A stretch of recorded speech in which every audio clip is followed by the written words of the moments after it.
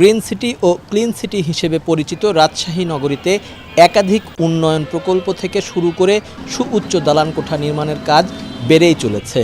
সেই সাথে পাল্লা দিয়ে বাড়ছে বায়ু দূষণের মাত্রা। আমাদের এখানে ফ্লাইওভারের কাজ হচ্ছে, আমরা তাতে খুবই খুশি। তবে আমাদের সমস্যা হচ্ছে ধুলাবালি। রাস্তায় প্রচুর ধুলাবালি হয়, যার কারণে আমাদের মালামাল নষ্ট হয়ে যাচ্ছে, আমাদের শ্বাসকষ্ট হচ্ছে, আমাদের ব্যবসা বাণিজ্যের অনেক ক্ষতি হচ্ছে। আমরা চাই প্রতিদিন 2 বেলা করে রাস্তায় পানি দেওয়া হোক। পানি একবারও দেয় না পানি সারাদিনে।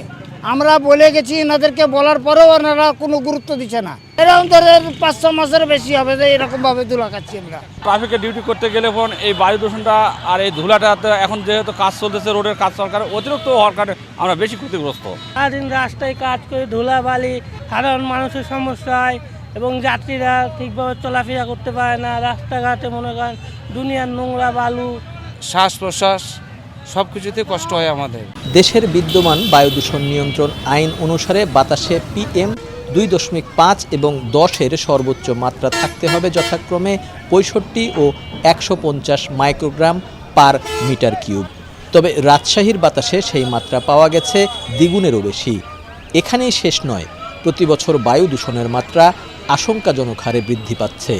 অন্তত গবেষণা প্রতিবেদন এমনটাই জানান দিচ্ছে। আমরা এই মেজারমেন্টটা করতেছি গত 3 বছর থেকে। 2022-এ করেছি, 2023-এ এবং আজকে 2024-এ। আমরা এই মুহূর্তে রেলগেট এরিয়াতে আছি এবং এখানে আমরা ডাস্টেড PM 2.5 এবং PM 10 মেজার করেছি।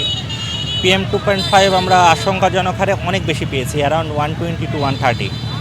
আর PM 10 পেয়েছি 180, 190 এরকম। গত বছর আমরা PM 2.5 এই এরিয়াতে পেয়েছিলাম অ্যারাউন্ড 90-95।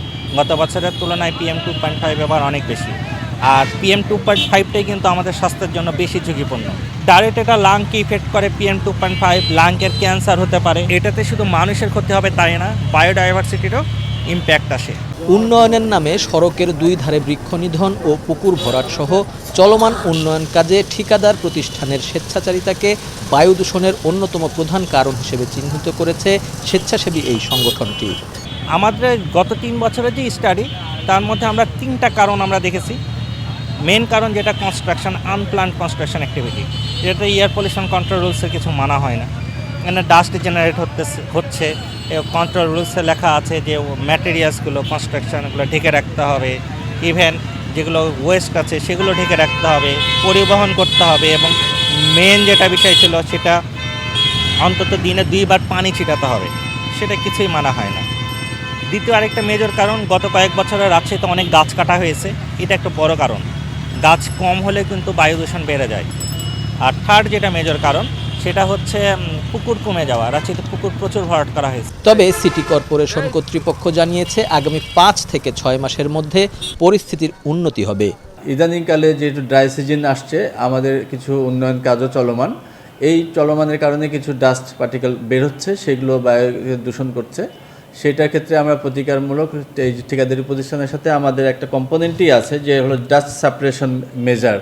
এইটার আওতায় 3 বেলা পানি দেওয়ার একটা ব্যবস্থা করা হয়েছে। ব্যবস্থা নেব, আর এটা হওয়ার কথা না। আমরা এটা খুবই এই সিজনটাতে বলাই আছে, যত বড় প্রজেক্ট চলছে আমাদের 3 বেলা করে পানি দিবে। এটা আমরা ব্যবস্থা নেব ইনশাল্লাহ। এই সাময়িক দুর্ভোগের জন্য আমরা তো দুঃখ প্রকাশ করা ছাড়া তো কোনো সুযোগ নাই। আর আমরা এই দেখা যায় 6 মাসের মধ্যে আমরা একটা পর্যায়ে চলে যাব। এই পর্যায়ে গেলে তখন স্বাভাবিক হয়ে যাবে সব কিছুই।